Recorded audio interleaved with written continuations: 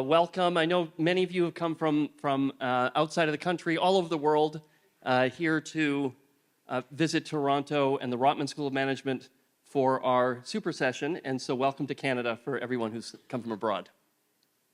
And I also want to congratulate all the founders, so everyone who made it through all the sessions and is graduating this year, congratulations to you. And let me echo Sonia's thanks to the mentors. This is a lot of work. We recognize how much work it is and the time commitment, so thank you very much for doing that. Next slide, please. Do you have a clicker? Yeah. Here it is. Thank you. Okay. So today we are going to kick off. I'm very much looking forward to this session that you're about to enjoy, Journey into the Mind. As you know, the mission of Creative Destruction Lab is to enhance the commercialization of science for the betterment of humankind. So to enhance the commercialization of science for the betterment of humankind. And the idea of that was that we do a lot of publicly funded research all around the world. A very tiny fraction of that actually ends up benefiting society in any sort of reasonable period of time. And so to what extent can we accelerate that in a way that benefits society? So in today's session, we are going to science that is right at the frontier with regards to the minds, human intelligence, and machine intelligence.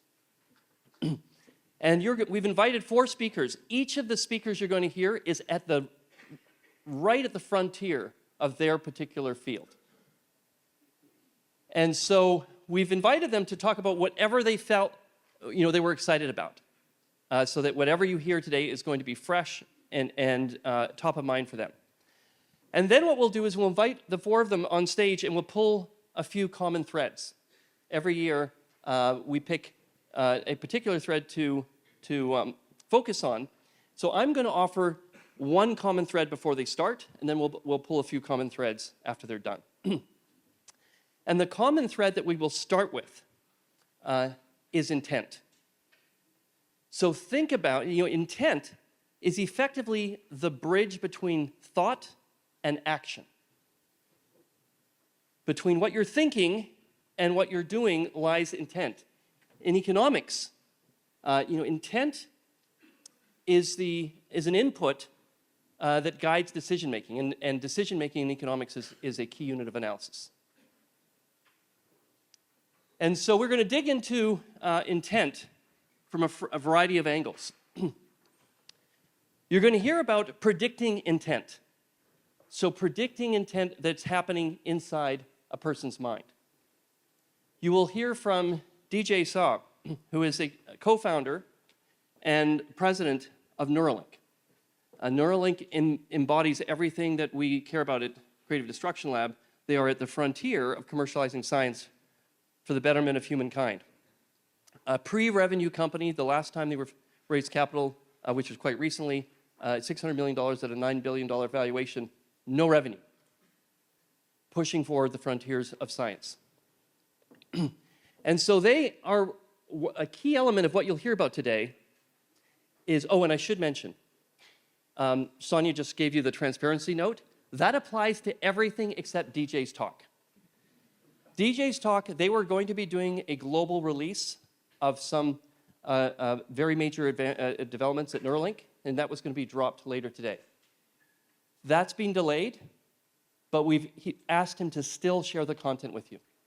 So we ask you, please, if you take any pictures or want to post anything publicly about Neuralink, the presentation you hear today, please don't do it until that video drops, which will be later this week. Okay, so please nothing today or tomorrow until you see that public video drop. Okay, so how do they predict intent? They've invested hundreds of millions of dollars into building infrastructure to burrow into people's minds, to collect data, to predict their intent. On the left side of this image is the brain chip. Very low-powered, application-specific integrated circuit, hermetically sealed, replaces a coin-sized piece of your skull and recharges wirelessly through the skin to reduce infection risk. A key feature of that chip are those extremely ultra-thin, ultra-flexible polymer threads. 128 threads, each one studded with 8 microchips, or electrodes, microelectrodes, that effectively is like 1,024 channels to sample neural spike data roughly every 15 milliseconds. So that is what collects the data. Now, just to put that device into the brain required a specialized robot. That's like, it's like a surgical sewing machine with a needle, a camera-guided needle that's thinner than a human hair, in order to navigate around the blood vessels in your brain, to insert the threads in a way that minimizes bleeding. So all of that to collect data of what happens in your mind in order to predict intent. Why would you want to predict intent? In the first instances, it's predicting the intent of people who have lost ability to move. They can't move their body, paraplegia. So they think about what they would like to do with their body. That thinking is their intent. And then it actuates the computer. So this is only 2 years ago. So think about this. When you see the presentation you're about to see, this was state of the art 2 years ago. This is Pager, 9-year-old macaque monkey, got the brain chip. In order to generate Pager's intent, they were trying to teach him how to play the video game Pong. And so they rewarded him with a sip of banana smoothie every time he got a point, so that he learned to care about the thing that the game developers cared about. They were incentivizing him to generate that intent. Once he learned to play, moving his joystick, watching Getting Banana Smoothie as a reward every time he got a point, you can see in the red circle, they unplugged the joystick. They unplugged the joystick and took the signal right from his brain to control the paddles on the computer. So he was playing Pong with his thoughts.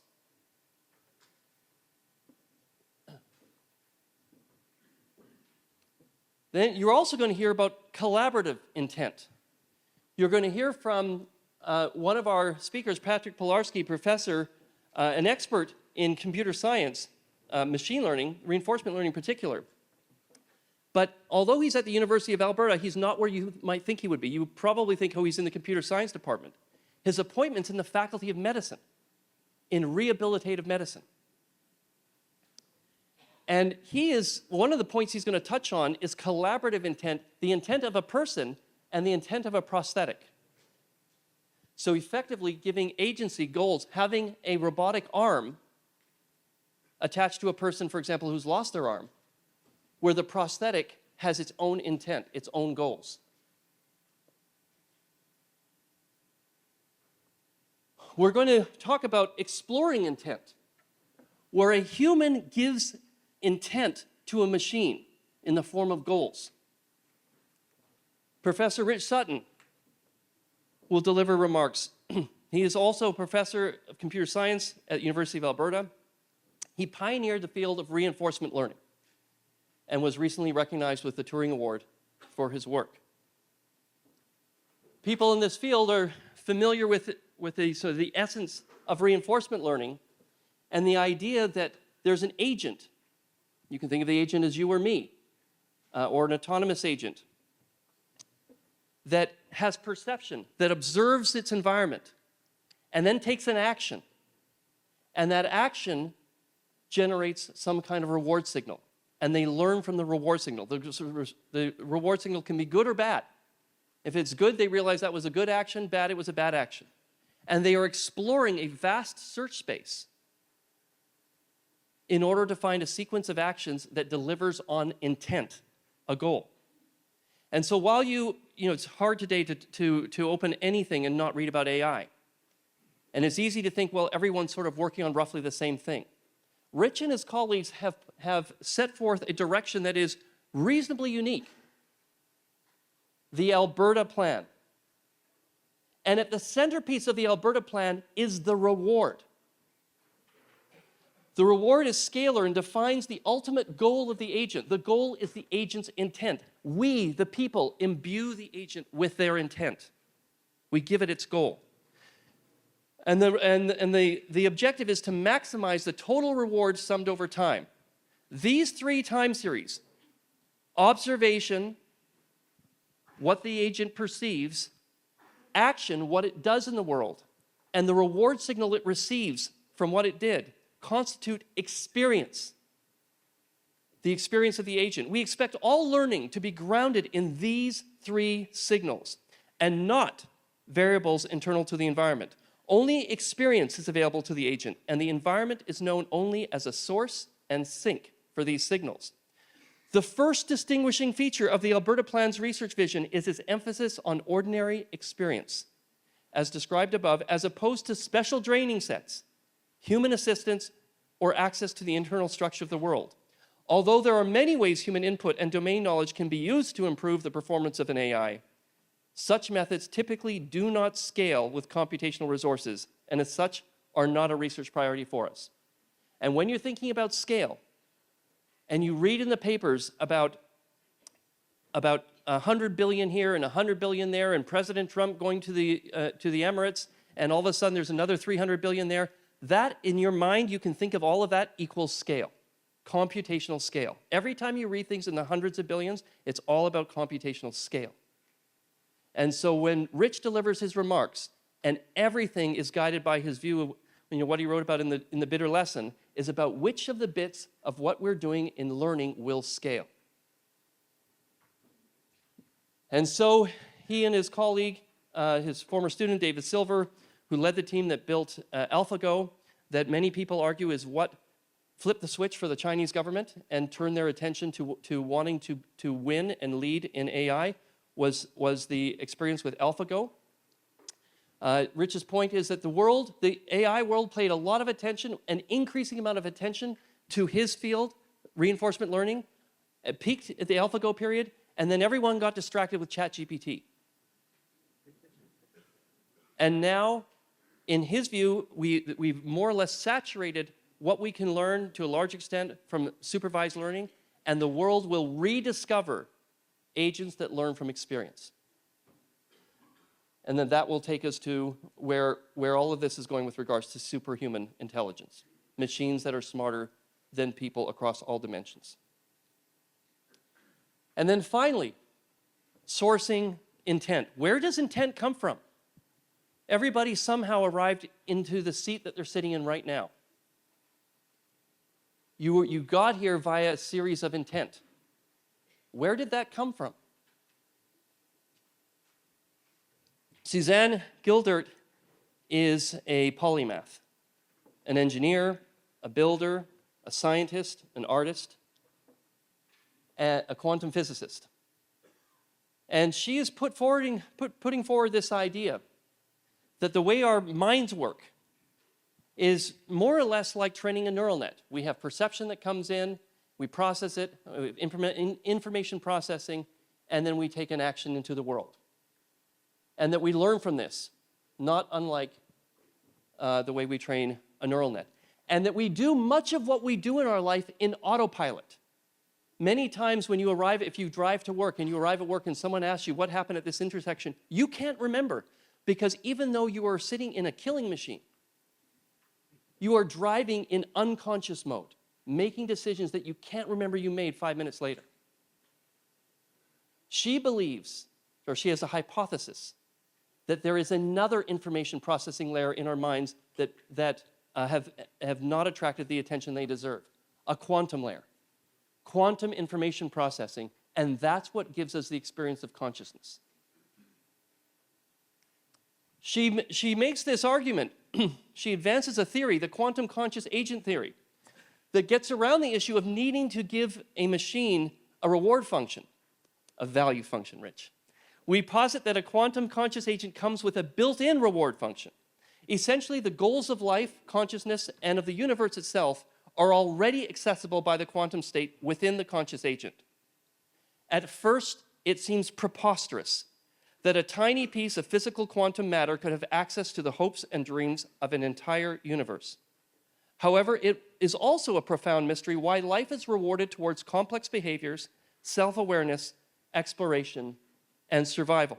We often feel intuitively that there is a greater purpose driving our own actions, and we recognize it in other life forms when we observe them.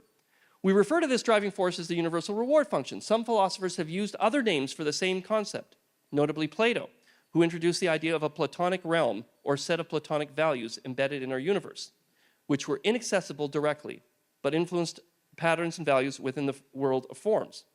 The reward function seems at first to be somewhat mysterious and counterintuitive. Indeed, it requires a strong scientific open-mindedness, that's Suzanne's way of saying, please give me a chance, to accept it as a reasonable hypothesis.